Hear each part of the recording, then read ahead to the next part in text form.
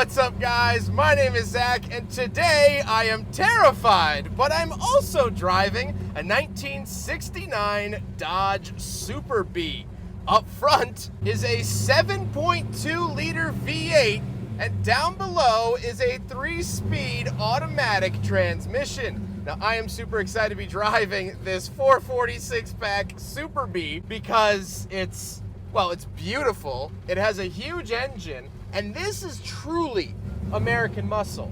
In all reality, American muscle didn't really last that long in the United States at its full potential. But this is when it was at its peak, and so we're gonna be diving into the Super Bee here today. But if you would like to submit your own vehicle, you can head on over to my website, zackpradel.com/submit.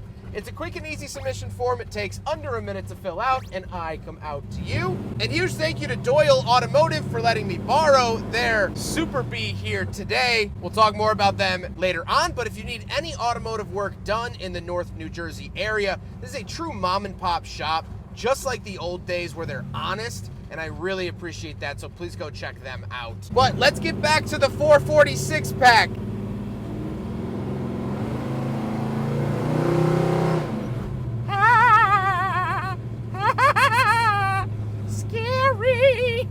This car, it wants to tear my head off. It wants to pull me limb from limb. And if I'm not careful, it will do that. Now, this is not a proper A12 car. This is actually a swapped car. However, it is an actual Super Bee. It wasn't like a Coronet swapped over. Just had the smaller engine, but the 440's been swapped into it. It is a nut and bolt swap, so this is the proper drivetrain, the proper everything. So this is the 440 experience, just not a numbers matching car, but I don't care. I don't care if my executioner did his taxes or not. He's still my executioner, and that's how I feel about this. Oh, lordy lord. The 440 was the big boy. This is as big as you could get. Now, they also had the laughably smaller 7-liter and some other V8s, but this was the car that you wanted if you wanted to go fast. The Charger was cool. The Charger was great. The Charger is still great. But this car was lighter, and so it was the pick of hot rodders back in the day and muscle car enthusiasts. And that 440 was the cherry on top. Like I said, paired to it is a 3-speed automatic transmission. It's a little jerky, a little harsh around town, but this is a harsh vehicle, so I'm not surprised in the slightest. Last but not least, of course, it is rear-wheel drive because it would be an absolute sin if it was anything else. How does it feel to drive a 446-pack Super Bee? Terrifying is a word. It's sleeping next to a Puma, right? Driving it around town in this video, I'm one-handing it. I'm enjoying it, but I know that at any second, any moment, at the drop of a hat, this can really get rowdy. And so I will hand the keys over to the owner who can really show me what's up. Ready? Yeah, I think.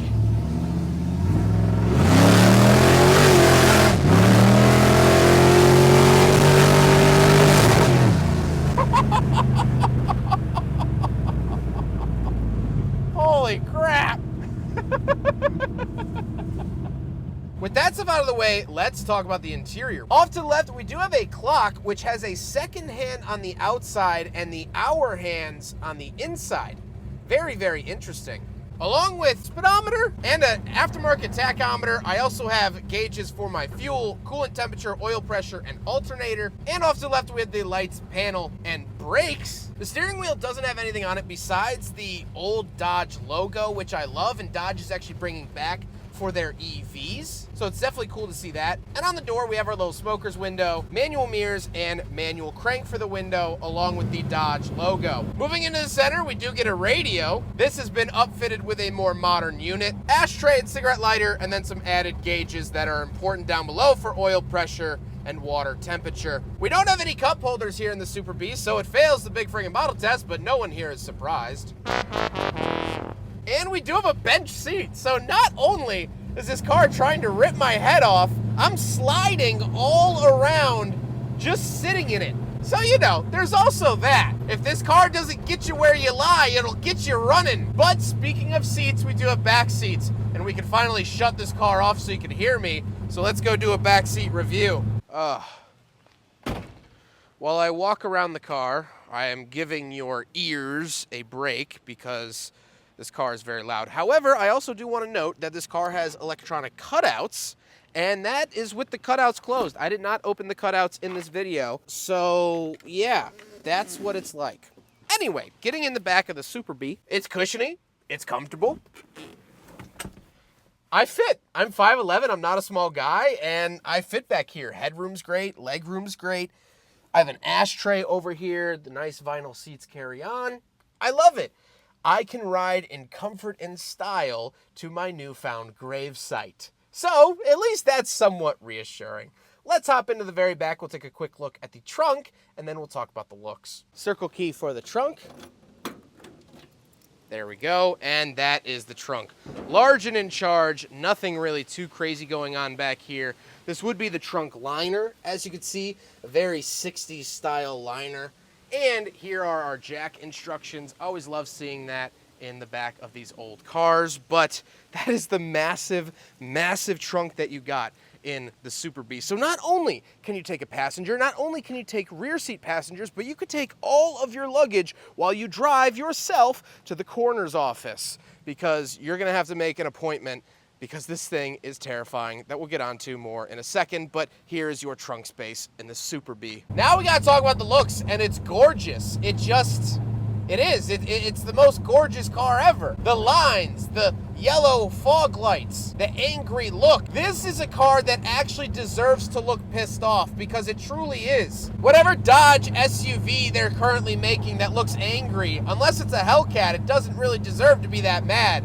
This is boiling under its skin. This car sharpens its blade when you turn the key. And that, well, that's something to behold. With all of that being said, let's get on to my final thoughts. What do I think driving the 446 pack Super Bee? Well, it's been great. It's been so fun and so smile-inducing. However, it's very clear that the muscle car era wasn't gonna end without a fight. This is so untamed, this is so uncaged and unhinged, that if the oil crisis didn't happen, and if the oil crisis didn't kill big blocks, I think the muscle car wars would have ended in blood.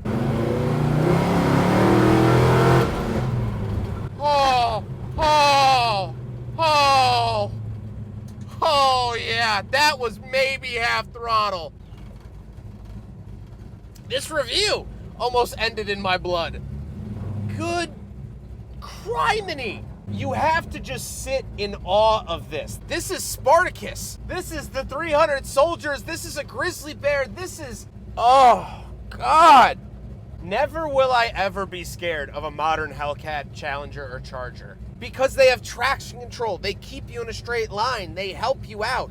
This doesn't help you out. This car tells you to get f***ed. And I kind of like that. I kind of like it.